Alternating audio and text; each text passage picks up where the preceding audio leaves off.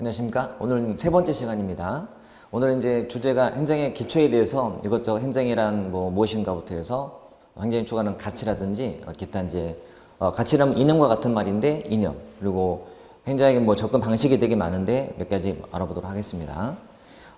지금 이 시간에 우리가 말 그대로 기본을 배우는 분이기 때문에 행정학 전체에 대한 틀 같은 거 이렇게 되어 있구나, 이게 행정학이구나, 이런 걸 좀 맛보시면 돼요. 이 시간을 너무 부담스럽게 생각하시면 안 되고 그냥 부담 없게 들으면서, 하지만 부담 없이 그냥 쉽게 보여지는데 나중에 시험에 가서는 좀 도움 될 만한, 또는 이 다음 단계를 위한 큰 발판이 될 수 있는 그런 강의로 활용하시면 될 것 같습니다. 주제가 이제 행정이란 무엇인가예요.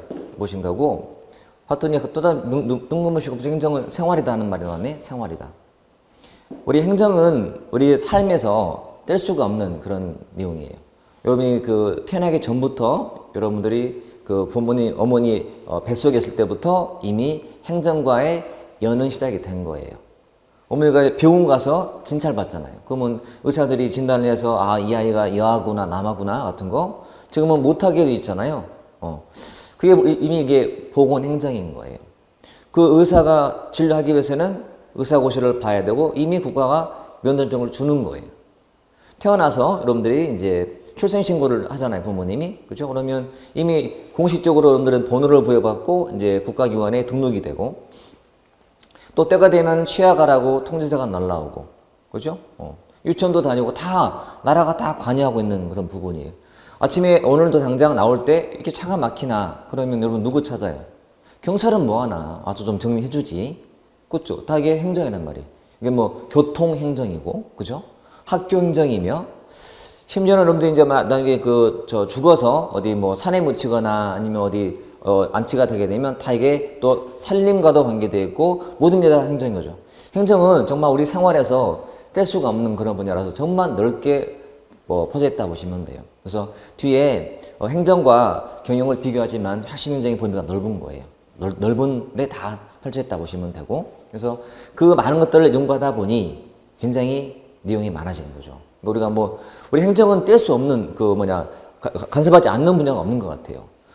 행정 내용도 보게 되면 거기에 정치적 내용, 경제, 사회, 문화, 법, 정말 많은 걸 알아야 되기도 하고, 그러니까 행정학을 가르치는 분들은 굉장히 많은 부분을 좀 섭렵을 해야 이게 좀 강의가 편해지는 거예요. 생활이다. 공감했나요? 행정은 생활이구나. 그만큼 넓구나. 자, 이게 행정의 학문적인 의미로서의 개념이 뭔가. 시험에 나오는 부분, 이거는 시험에 따로 안 나오지만 이건 시험에 나오는 부분인데, 말 그대로 행정에 대한 정의예요, 정의. 학문적인 정의예요. 이거는 그냥 일상적인 우리가 정의한 거라든지 또는 일상적인 삶에서 우리가 확인 가능하다면, 이거는 이제 시험에서 직접 나오는 그런 개념이니까 더 의미가 크겠죠. 자, 넓은 의미가 있고 좁은 의미가 있다. 넓은 의미, 좁은 의미. 원래 행정의 개념은 정의는 워낙 다양하다 보니까 학자 수만큼이나 많아요, 개념은. 그래서 제가 학교 다닐 때도 처음에 이제 수업 들을 때 중간고사 때 첫 문제가 뭐냐면 행정이란 물어봐요. 그러면 뻔한 답을 써요. 왜냐면 우리 신입생들은 공부하는 과정에 책 읽는 걸 주로 암기해 쓰려고 하지 창작은 안 하거든요. 그게 정답인 줄 알고. 그래서 책을 열심히 암기하고 여러 개 써요. 점수는 빵점이에요. 왜냐면 이걸 몰라서 물었겠냐고요, 이 단순한 개념을. 출제했던 사람은 뭔가 좀 창의적인 개념을 기대했던 거예요. 그러니까 그런 거 쓴 사람들은 점수를 받아. 그래서 행정은 사기다. 이게 뭐지 갑자기? 그래놓고 이제 부가 설명. 그렇구나. 그러면 그만큼 많은 거예요. 많아서 한마디로 정의는 없다라고 보통 말을 해요. 행정을 한마디로 정의하기는 불가능하다. 단지 학문적으로 이렇게 넓은 의미와 좁은 의미를 정의한다면 이거는 가능하다 이거죠. 자, 넓게 보는 사람들의 개념을 이렇게 정의합니다. 고도의 합리성을 수반한 협동적 인간 노력의 한 형태라고 보통 말을 해요. 줄여서 그냥 협동행위다. 자, 여기서 필요한 단어가 나왔는데 요거 합리성이라는 단어하고 합리성, 그다음에 협동행위라는 말. 우리가 참 살면서 또는 공부하면서 많이 보는 단어가 이 단어예요. 합리성이라는 단어. 그렇죠? 합리성? 정치적 합리성 들어보셨나? 경제적 합리성, 기술적 합리성 되게 많아요. 근데 가장 기본은 이 단어란 말이지. 그러면 이 무슨 개념 같아? 합리성이다. 합리성. 자, 이 개념은 뒤에 나올 행정의 가치나 행정 이념과도 또 언급이 되지만 항상 기본 개념 중에는 어떻게 하자고? 단어로 하자고요. 단어로 하자고. 이성에 합치하는. 한마디로 이성적인. 이성적이다. 이성적이다. 원래 이성 반대가 뭐죠? 감성이나 감정이죠. 그런 게 반대되는 거예요. 이성적이다. 원래 뜻은 이거예요. 목표 달성을 위한 여러 수단 중에서 그 중에서 최적의 수단을 선택하는 것. 이게 원래 뜻이에요. 합리성이란 말할 때 뭔가 목적이나 목표가 있고 여러 수단이 있어요. 많은 수단 중에서 최적을 찾는 게 합리성인 거죠. 막 바깥에 막 비바람이 불면서 천둥 번개에 정말 날씨가 안 좋아. 집에는 가야 돼. 밤이야. 자, 어떤 교통수단으로 가는 게 제일 최적일까요? 이 비가 바람이 천둥 번개 불 때, 칠 때. 당연히 지하철. 버스가 제일 안전한 수단이잖아요. 그죠? 그게 이성에 맞는 거지. 그러면 어떤 사람은 이 천둥 번개 비바람 부는 저녁에 쇠마떼기를 들고 자전거를 하고 간다. 그거는 미친 거지. 그렇죠? 이성을 잃은 거잖아요. 그런 뜻이에요. 이성이라는 것은 이렇게 따져보는 거죠. 또 이 다짜가 앞으로 나올 때마다 합리적이다. 그 말은 이성적인데 계산적인 거예요. 다른 말로 계산적이다. 기억하세요? 계산적이다. 이것저것 따져본다. 요거 계산 따진 다음에 이게 합리성의 뜻인 거예요. 이해되죠? 그러니까 보통 반대는 뭐 감각 또는 뭐 감정 또는 감성인 거예요. 여러분 이성이란 머리인가요? 가슴인가요? 그렇죠? 이성은 머리, 감정은 가슴. 이해되죠? 그러니까 뭔가 사람이 따뜻하다? 그거는 감정이에요. 저는 이성이다 차가운 느낌이 들어야 돼. 너 참 합리적이야. 그 말은 좋은 말로는 뭐 이성적이라는 말 그냥 받아들이지만 나쁘게 말할 때는 너 참 계산적이다. 그런 뜻이. 그렇죠? 이게 참 많은 뜻이 있네요. 근데 만약에 쓸 거거든요. 계속 항상 기본은 이성에 맞는 또는 계산적인. 자, 여러분 경제인들이죠. 경제인. 자, 이것도 다소 나올 텐데 합리적 경제인 보통 많이 써요. 합리적 인간, 합리적 경제인. 어떤 의미일까요? 똑같죠. 계산적인 거예요. 그러니까 이것저것 따져서 계산을 한 다음에 최적을 찾는 이게 합리성의 의미인 거죠. 그래서 앞으로 합리적, 경제적, 이기적, 뭐 계산적 다 같은 말로 보시면 돼. 따져본 다음에 최적을 찾는 그런 뜻이에요. 그러면 다시 돌아와서 넓은 의미 행정은 이렇게 고도의 이성을 가지고 하는 협동행위라는 거죠. 협동행위가 협동 반대가 뭘까? 협동? 경쟁? 또는 투쟁 같은 거예요. 그러니까 행정은 혼자 하는 게 아니잖아요. 모든 구성원이 같이 하는 거니까. 그래서 넓은 의미 행정이란 고도의 합리성을 수반한 협동적 인간 노력의 한 형태예요. 이게 넓은 의미. 참고로 이 넓은 의미 행정은 행정하고 경영이 차이가 날까 안 날까요? 안 나요. 자, 경영도 어때요? 경영도 이성으로 해요? 아니면 감성으로 해요? 이성으로 해요. 계산적인 거예요. 그리고 혼자 하는 게 아니라 같이 하는 구성원들이 다 협동하는 거거든. 자, 그래서 넓은 의미 행정은 뒤에 나오겠지만 행정과 경영이 다르지 않아요. 이걸 갖다가 이렇게 공행정, 사행정, 공사행정인데 같다라고 해서 이거를 일원론이라고 부를 거예요. 제가 첫 시간에 말씀드린 것처럼 이 시간은 앞으로 우리가 도약을 위해서 필요한 기본 개념을 알고 가는 시간이에요. 뭐 이론을 막 열심히 들어가서 막 파서 막 심화 있게 공부해서 이게 아니고 저도 우리가 공부할 것에 대한 개념들을 알고 가야 다음 공부할 때 이게 바탕이 돼서 그 말이지라고 바로 이해가 되는 거예요. 처음부터 단어도 모르는 사람한테 깊이 있는 이론 설명해봤자 그 의미가 없는 거예요. 그죠? 그래서 이것도 자 용어 문제 공행정 사행정이란 말 써요. 공공을 위한 행정, 이게 바로 일반적인 행정이고 그 다음에 사익을 위한 행정이 경영이에요. 공사행정할 때 공행정 뭐 그냥 행정, 사행정은 경영 이렇게 하시면 돼. 경영. 그러면 자, 이성을 가지고 협동한다는 것은 행정하고 경영이 다를 게 없어요. 똑같다. 일원. 같다는 말이 일원론이에요. 그러면 다르다는 말은 이원론이 될 거야. 이원론. 응? 이원. 좀 더 하겠지만 정치행정 뭐 이론론, 이원론 그런 말 써요. 공사행정 이론론, 이원론 이런 말 쓰기도 하고 이래죠. 자, 행정을 부르는 말 공행정, 경영은 사행정이라고 불러요. 공사행정할 때 그 뜻이. 그러니까 넓게는 행정과 경영이 구분이 안 돼요. 넓은 의미의 행정은 그죠? 그래서 그걸 좁혀보는 거야. 좁은 의미가 뭐냐더니 정부 관료제가 하는 활동이 주체를 정해줘도 주체. 정부 관료제가 한다. 그러니까 기업에 있는 기업 사장도 하고 개인도 하는 게 경영이라면 이거는 이제 주체를 정해놨으니 좁아진 거지. 넓은 의미에서 정부 관료로 들어온 거니까요. 당연히 목적은 공익을 위해서 하는 거예요. 자, 지난 시간에 우리가 정부의 개념을 배웠죠. 정부의 범위를. 자, 넓은 의미의 정부는 무슨 의미였더라? 행정, 입법, 사법을 다 더한 개념이었고 좁은 의미는 그 중에서 행정부죠. 마찬가지. 가장 좁은 의미는 이것도 또 행정부. 행정부 조직의 활동이다라고 개념을 정의하는 거예요. 행정부. 이런 식으로. 좁은 의미. 그래서 시험에 나올 때 어떻게 나와 그러면? 이거를 바꾸는 거지 뭐. 그렇죠? 바꾸던지. 아니면 이 합리성이라는 말을 다른 말로 교체하거나.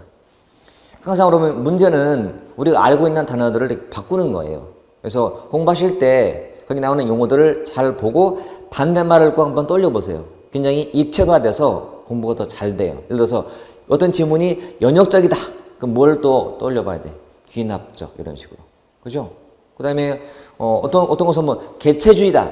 반대가 전체주의거든요. 이게 개체, 전체. 미시다. 것이다. 이런 식으로. 종단이면 횡단 이런 식으로. 자, 공부하는 방법이죠. 그렇게 가시면 공부가 되게 재밌고, 아, 이렇게 나온다는 게 딱 느낌이 오기 때문에 시험 보더라도 바로 돌아요. 시험장 가서 느껴보는 보는 단어하고 내가 이미 본 단어는 다르잖아요. 내가 이미 고민해봤거든. 바꿔가지고. 그렇게 하시면 돼. 이게 넓고 좁은 의미다. 이게 행정의 학문적인 정의예요. 자, 다시 말하지만 행정의 개념은 한마디로 정의할 수가 없어요. 단지 기술만 할 뿐이 그렇구나 다 이게 맞는 말인 거예요. 틀린 말이 아니고 이렇게. 자, 나름은 학자들이 그렇게 한 말이 있어요. 행정을 한마디로 정의하려고 하면 지적인 마비를 초래한다 라고 왈도가 한 말이야. 왈도가. 또 한마디의 정의는 어렵고 기술만 한다. 이거는 프로스토프가 한 말이고 다 책에는 남이 보긴 볼 거예요.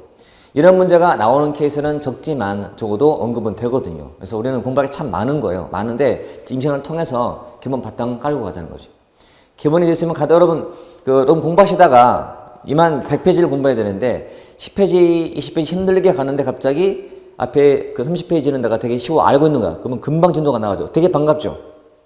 어디 가다가 몰라서 긴장하고 있는데 아는 사람 보이거나 아는지 보면 되게 편하죠. 반갑고 똑같아. 공부하시다가 이 부분을 내가 봐놨거든. 내가 봤던 건데 내가 이해를 잘 해놨거든. 그러면 되게 쉬워지는 거니까. 그래서 필요한 부분인 거죠. 이게 행정의 행정이란 무엇인가에 대한 기본적인 정의적 내용이었다. 그 다음에 행정은 자 정체성에 논란이 있어요.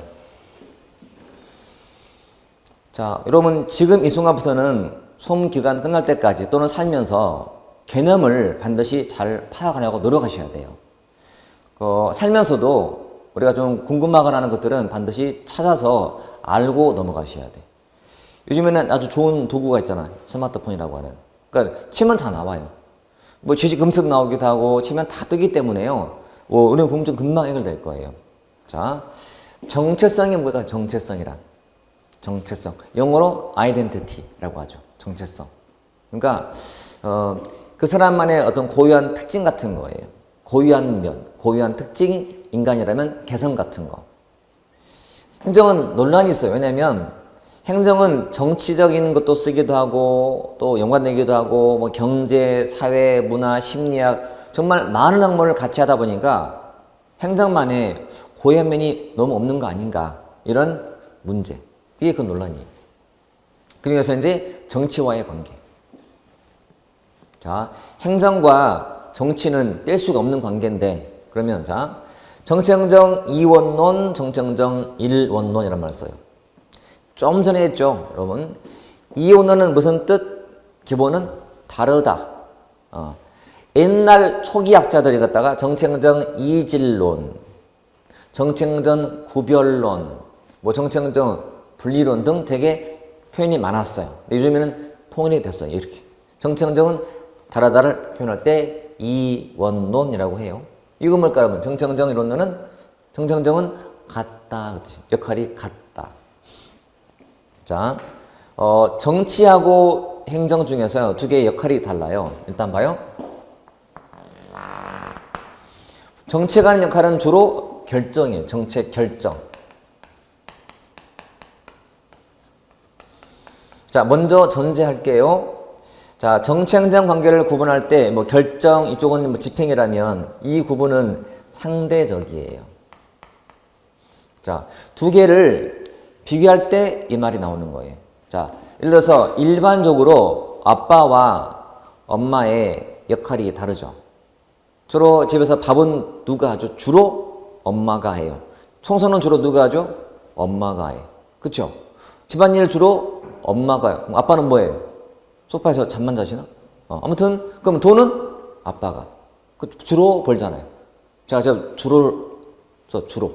그 말은 어떤 집은 아빠가 살림을 하고요. 아빠가 밥도 하고요. 어떤 집은 엄마가 돈 벌어요.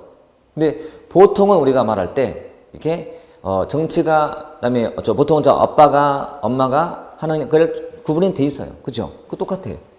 행정이 결정을 안 하는 게 아니고 굳이 구분한다면 주로 집행이다라고 해요. 우리는 행정부를 부르는 또 다른 표현이 집행부예요.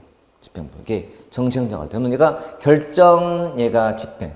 그러니까 역할을 둘이 구분한 거예요. 분리한 거죠. 분리. 너는 결정, 나는 집행 이런 식으로. 그죠? 이게 뭐 목표 설정과 관계되어 있다면 정치가 이놈은 수단 선택과 관계되어 있고 수단 선택 이렇게. 이게 뭔가 좀 가치 개입적이라면 여러분 가치 약간 중립적인 거고. 얘가 가치면은 얘가 약간 사실과 관계되어 있다 이런 식으로.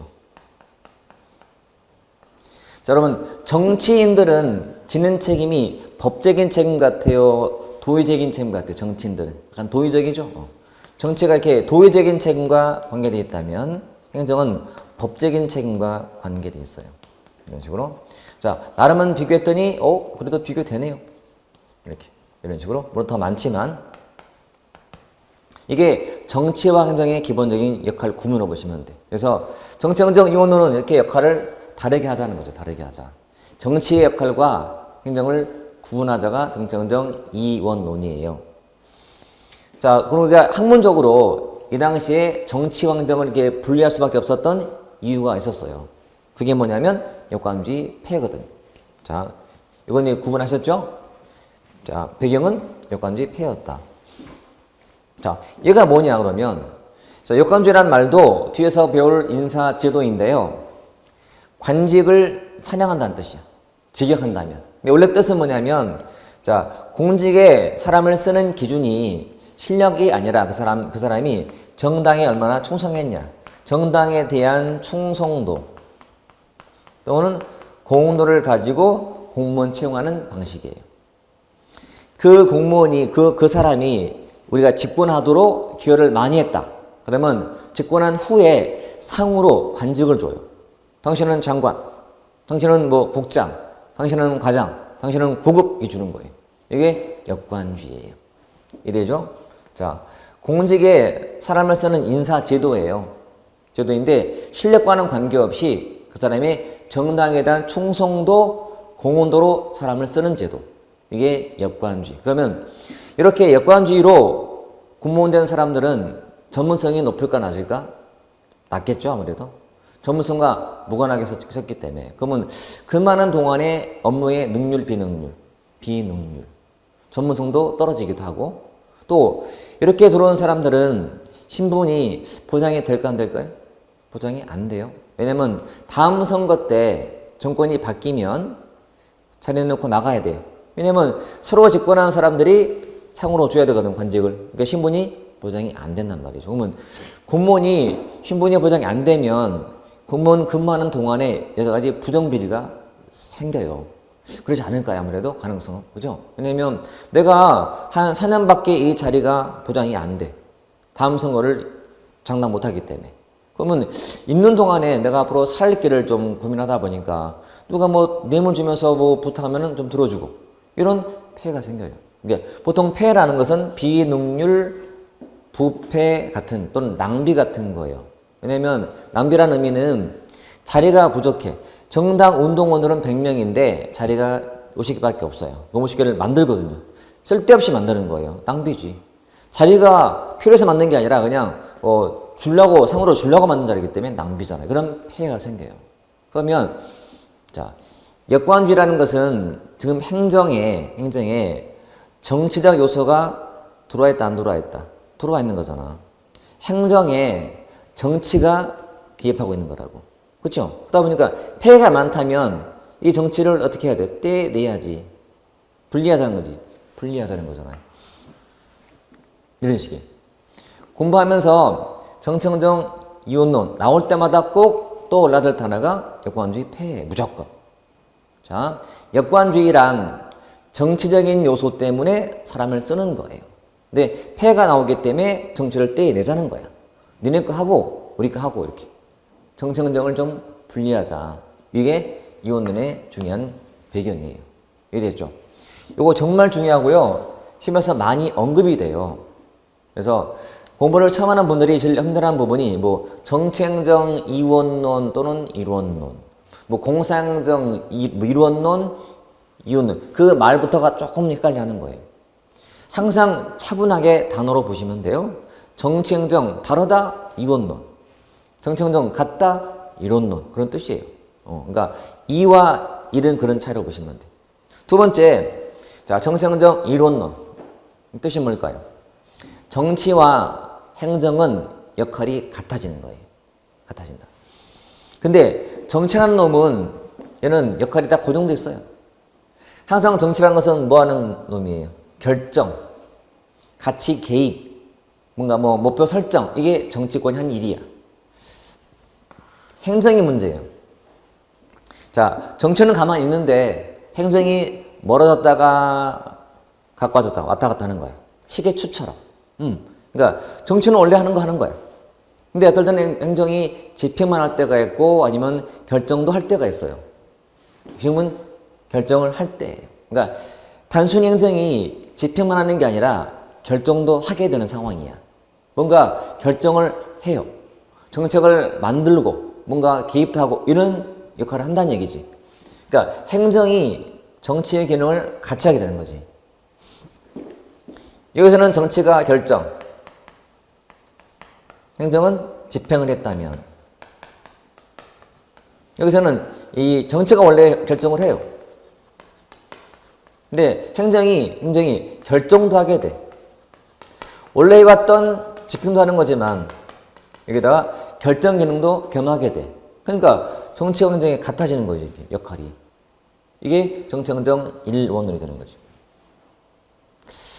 뭔가 행정이 결정을 하거나 시장에 개입할 수밖에 없는 중요한 이유가 생긴 거예요. 그 배경이 뭐냐면 경제 대공황이에요. 자, 우리가 지난 시간에 경제 대공황을 언급을 잠깐 했던 것 같은데 우리 국가에 변천할 때, 그죠? 경제에 공황이 오면 무슨 문제가 생길까요? 실업. 대량 실업이 생겨요. 그죠? 그러면 실업 문제를 풀기 위해서는 행정이 또 행정부가 시장에 개입을 하거나 할 필요가 있어 없어요? 있죠. 그러면 그때 뭐 해야 돼? 실업 대책을 짜야죠. 범죄 대책을 짜야죠. 여러분 경제 대공황은 가장 기본적인 문제는 대량 실업이에요. 실업은 거기서 멈추는 게 아니야. 실업은 범죄를 초래하게 돼. 사람이 실업자잖아요. 그럼 배고프잖아요. 아이가 놀고 있잖아요. 또 굶고 있잖아요. 그러면 이 아이를 보고도 가만히 있어요. 내가. 뭘 훔쳐와서라도 먹여야지. 범죄. 훔치다가 걸렸어요. 도망가다가 때리다 보면 사람이 죽기도 해. 범죄가 막 커지는 거야. 혼란이 와요. 그러면 정부가 가만히 있는 상태에서 정치권에서 결정하는 것만 집행하고 아니지. 행정이 나서야 돼요. 결정도 해야 돼요. 그러니까 실업 대책, 이게 실업 정책이. 범죄 대책, 정책을 만들어야 돼. 정책을 만들어야 될 상황이 된 거예요. 결국은 시장에 문제가 생기면 정부의 개입은 필요한 거예요. 그 개입할 때 필요한 것이 정책 결정인 거지. 논리가 똑같아요, 여러분. 시장이 잘 돌아가면 정부는 그냥 단순한 것만 하면 돼. 집행만 하면 돼요. 근데 시장에 문제가 생겼어요. 그럼 행정이 개입을 해야 돼. 그 개입할 때 필요한 것이 정책을 가지고 개입하는 거예요. 이해되죠? 이게 정책행정 1원론이에요. 자, 원래는 이제 논의가 좀 복잡해져요. 정책행정 들어만 보세요. 2원론, 정책행정 1원론, 뭐 정책행정 새 2원론, 정책행정 새 1원론으로 점점 전개가 돼요. 그거는 나중에 하면 되고요. 그리고 그게 비중이 크진 않아요. 하지만 가장 기본적인 내용은 두 가지. 정책행정 2원론, 정책행정 1원론이에요. 어렵지 않으니까 역할을 구분할까 말까로 이해하시면 된다. 그 배경에 두 가지가 늘 들어있더라. 이렇게. 자, 다시 강조드릴게요. 이 수업은 정말로 정말 큰 도움이 될 거예요. 모르고 하게 되면 저도 공부해봤지만 선생님도 공부할 때 처음에 똑같은 마음이야. 이게 뭘까? 심지어는 우리가 공부하는 책은 수험서다 보니까 요약서. 그냥 혼자 풀어놓은 대학 교재도 읽고 이해가 힘든 마당에 이거를 요약해서 하는 강의가 쉬울 리가 없죠. 여러분 대학 강의는 어때요? 굉장히 압축이 안 돼 있잖아요. 그냥 풀어서 그냥 가볍게 이야기하고 거의 설렁설렁 하잖아요. 이것마저 어려운데 압축된 수험서로 공부한다? 쉽지 않아요. 그래서 이 쉽지 않은 과정을 또 막 이렇게 막 압축된 강의를 해버리면 그건 말이 안 되는 거예요. 이해할 수 없어요. 그래서 저도 옛날 강의할 때 처음 들을 때 맨날 선배한테 상담했어요. 어떻게 해야 돼요? 이거 안 되는데? 답은 하나. 참아봐. 2번, 3번 보면 다 알아. 시간이 약이야. 그때 제 입장에서는 굉장히 답답하지. 나는 당장 뭐 시원한 말을 듣고 싶은데 그냥 참으라니. 막연해요. 그래서 막 읽고 문제 풀고 정말 많이 돌아서 나중에 알게 된 거예요. 근데 만약에 이렇게 정말 간단하게 개념을 좀 설명해 주고 그다음에 앞으로 공부하기 때 필요한 기본 이론 같은 것을 미리 좀 맛보게 줬다면 참 좋았을 때라는 생각으로 이 강의를 준비한 거예요. 그러니까 우리 공들임이 참 좋은 역할을 하고 있는 거예요. 뭔가 공부하기 위한 큰 디딤돌, 초석을 만들어 주는 거니까요, 여러분. 정말 좋은 것 같아요. 그래서 이 강의를 듣는 분들은 행운이야, 행운. 모든 수업 마찬가지. 기초가 없는 공부는 그는 사상 누각처럼 무너지고요. 흥미를 금방 잃게 돼요. 하지만 흥미를 주는 강의. 그리고 강의가 말했지만 많지 않기 때문에 얼마든지 맘만 먹으면 돌려볼 수 있잖아요. 반복을 많이 하셔서 모든 공부는 한 번으로 안 돼요, 여러분. 2번, 3번, 10번 막 보셔야 돼. 많이 돌려서 반복하시면 이런 말이 꽂혀요. 굳이 내가 따로 안 하더라도 이게 다 내 마음에 이미 들어와 있어요. 그러면 공부할 때 자연스럽게 이해가 되는 거예요. 자연스럽게. 그러니까 읽으면서 그렇지. 내가 굳이 안 써도 그냥 알게 되는 상황이 될 거니까요. 자, 두 번째. 행정은 경영과도 비교를 해요. 경영과 비교. 그러니까 행정은 정치와도 관계가 이렇게 막 엮이기도 하고 아니면 분리되다 보니까 행정만의 좀 고유한 특징이 좀 없어 보이기도 해요. 그렇죠?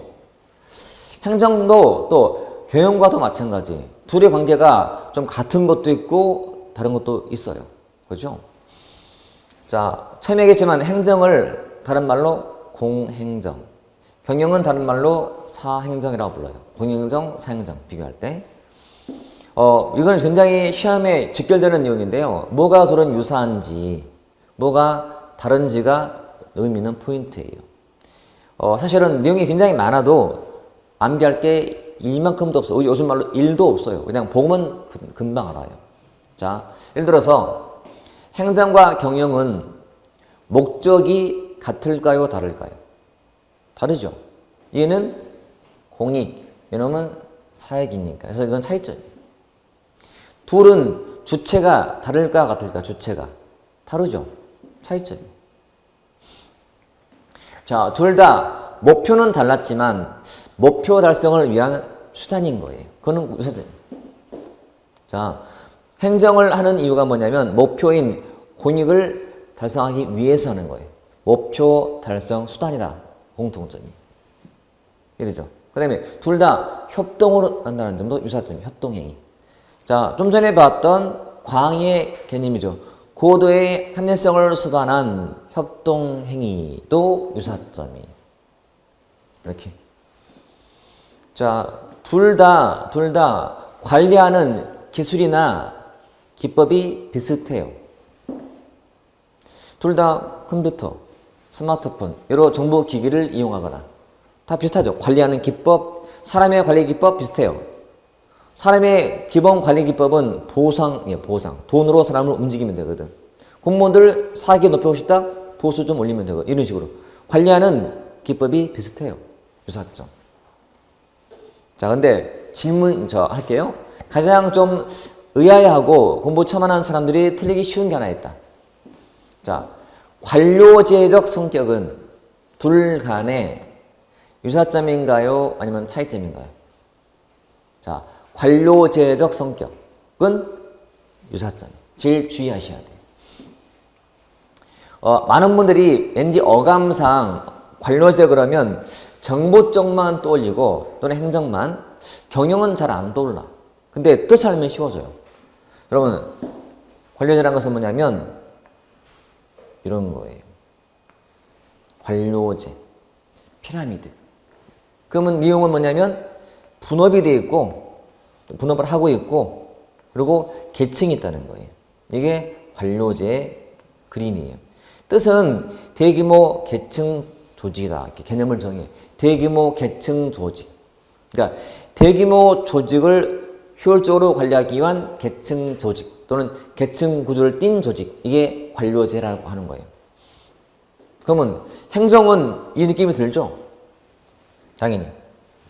장관, 차관, 뭐 실장 이렇게 나오고 업무가 다 부서가 다르잖아요. 경영은 어때? 경영은 위에 사장, 부사장, 부장, 직원들, 그다음에 업무 똑같네. 자, 관료제의 성격은 비슷해. 따라서 이 관료제가 갖는 순기능과 역기능이 둘 다 생겨요. 이건 유사점. 어렵지 않죠? 유사점. 자, 둘 중에서 차이점 중에 하나가 여러분 법적인 규제는 차이점인데 볼게요. 법적 규제는 차이점인데 잘 듣고 답해보세요. 자, 행정하고 경영하고 둘 중에 누가 또는 뭐가 법적 규제를 더 많이 받을까요? 자, 행정과 경영 중에서 어디가 더 법적인 제약이나 규제를 더 많이 받는다? 바로 행정이라고 하는 거예요. 이것도 헐 이상하죠. 그러니까 제가 지금 이 두 가지는 가장 주의할 사항으로 해놓은 거예요. 주의할 사항으로. 내용 훨씬 많지만. 자, 왜냐하면 보통 사람도 그래요. 행정은 법을 집행하는 주체고 경영은 객체거든요. 그러다 보니까 왠지 좀 제약을 더 많이 받게 보이는데 사실은 그 반대예요. 자, 우리가 뒤에 배울 텐데 이런 게 있어요. 자, 법치 행정이 있어요. 자, 법치 행정 또는 합법성이라고 돼요. 자, 법치 행정에 3대 원리가 있는데 자, 그 중에서 둘만 보자면 법률 우위라는 게 있고 또 한 가지가 법률 유보가 있다. 저보기. 자, 법률 우위는 법을 위반해서는 안 된다는 뜻이고 법률 유보는 법의 근거를 두어라 뜻이에요. 두어라. 그러면 둘 비교한다면 자, 행정은 법을 위반하면 뒤에 안 돼. 안 되죠. 따라서 이 우위 원칙이 적용이 돼요. 경영은 법을 위반하면 되나요? 안 되잖아요. 이것도 적용이 돼요. 이렇게. 그죠? 사기업에서 경영하면서 최저임금 같은 거 위반하면 안 돼요. 법에 나와 있기 때문에. 그죠? 그러니까 법률 우위 원칙은 둘 다 적용이 돼요. 두 번째, 유보. 행정은 뭐 할 때 법의 근거를 둬야 되거든요. 우리한테 세금을 부과하거나 우리 집을 수색한다거나 할 때 법적인 근거를 가지고 해야 된다고요. 근데 경영은 필요 없어요. 사장이 이번 식당을 하는데 오늘 매출이 1,000만 원 나온 거야. 오, 기분이 좋아서 그 금고에서 100만 원 꺼내다가 직원들한테 막 뿌렸어요. 야, 가져! 기분 좋아가지고. 뭐 법에 위반되나요? 아닌데? 자기 돈인데? 근거가 필요한가요? 아닌데? 그건 자기 맘인데? 근데 장관이 이번에 성과가 좋다고 국고에서 1억을 꺼내다가 막 뿌렸어요. 되나요? 아니야. 법적인 근거를 가지고 해야 된다는 거예요. 또 행정 자체가 권력과 연관되다 보니까 법적인 근거 없이 해버리면요, 사회가 난리가 나요. 여러분, 경찰이 아무런 법적 근거도 없이 와서 막 잡아가고 안 되잖아요. 근거를 가지고 해야 돼. 결국은 누가 더 제약을 많이 받는다? 행정. 중요한 포인트. 최근 사실 시험 문제에서 얘가 거의 다 답이었어요. 그러니까 항상 앞에 말을 바꿔요. 행정은 법을 집행하는 주체이기 때문에 집행 대상인 경영보다도 법적인 제약을 덜 받는다. 이렇게 나와. 틀리게 만들 때. 더 받는데 불구하고. 됐죠? 이런 관계. 그래서 여기서 또 공부하는 팁이 하나 나왔다. 자, 공부하시다가 많은 유사점, 차이점이 있는데 이거를 다 암기하는 게 아니고 보다 보면요, 좀 특이한 게 탁 튀어나와. 그것만 따로 체크해 놓으시면 돼. 이런 것들.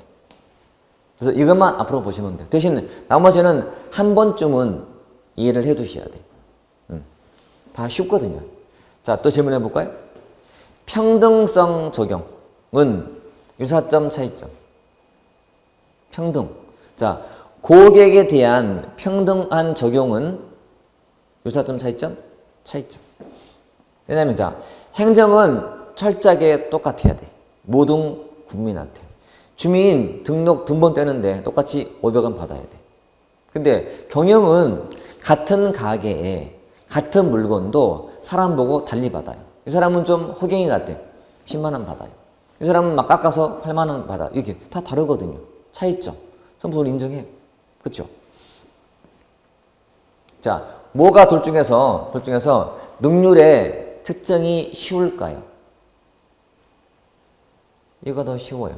여러분, 경영은 쉽게 말하면 물건 만들어 파는 사업이에요. 그죠? 그러니까 물건 만들 때 얼마면 재료가 필요하고 그 다음에 얼마를 만들어서 팔았는지가 금방 파악이 되는데 행정은 그분을 한 역할이 서비스예요. 서비스. 국방, 외교. 사람이 직접 봉사하는 일이다 보니까 투입 때 산출이면은 이 능률 파악이 잘 안 돼요. 무용적인 서비스다 보니까 산출물이. 이런 것들. 차이점. 하나 더 해볼까? 자, 둘 중 뭐가 더 신분 보장이 잘 돼요? 행정. 경영이나 사기업은 신분이 보장이 잘 안 되잖아요. 여러분 왜 공무원 되고 싶으세요? 이 중에 하나 아닌가?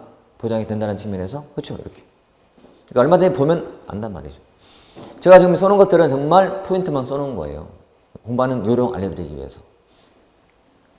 자, 둘의 관계. 그리고 자, 행정과 경영은 시대가 변하면서 둘의 차이가 잘 돼요. 자, 쉽게 말하면 현대에 올수록 행정과 경영은 둘의 차이가 점점 뚜렷해질까요? 아니면 모호해질까요? 점점 모호해진다. 왜냐면 행정도 기업가적 정보를 추구하듯이 경영과 가까워지고 있고 경영도 무작정 이익만 추구하지 않거든요. 기업도 나라면 사회적인 책임도 추구하다 보니까 점점 둘은 접근하는 중이에요. 즉 과거에는 아예 둘 관계가 이렇게 달랐다면 아예 분리가 됐다. 점점 이게 접근하더니 심지어는 겹치기도 해요. 자, 이게 뒤에 배울 제3세트라고 불러요. 제3섹터.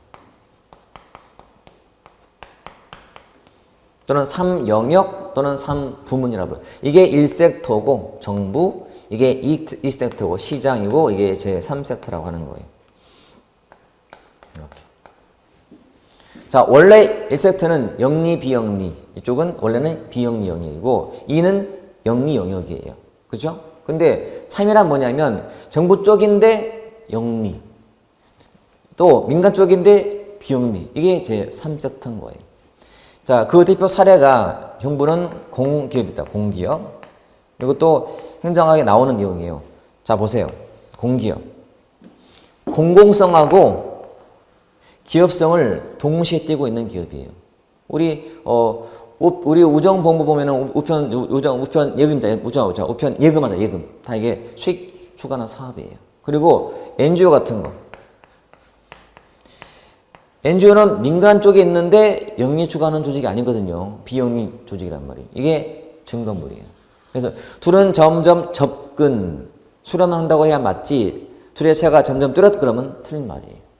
이게 되죠. 이게 둘의 관계거든요. 행정은 이렇게 경영과도 구분이 되는 듯 안 되기도 하고 정체성이 애매해요. 그렇죠? 그리고 또 정치와 분류가 되는 것 같은데 또 안 되기도 하고 애매하죠. 그런 관계. 됐죠? 항상 행정은 공부하시면서 처음이 정말 중요해요. 처음이. 그러면 급할수록 뭐라고요? 돌아가시라.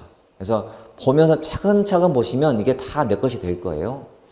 속도는 무조건 빨리 한다 해서 생기는 게 아니고 자주 보면 생기니까 여러분들은 반드시 차근차근 가되 반복을 많이 하시라.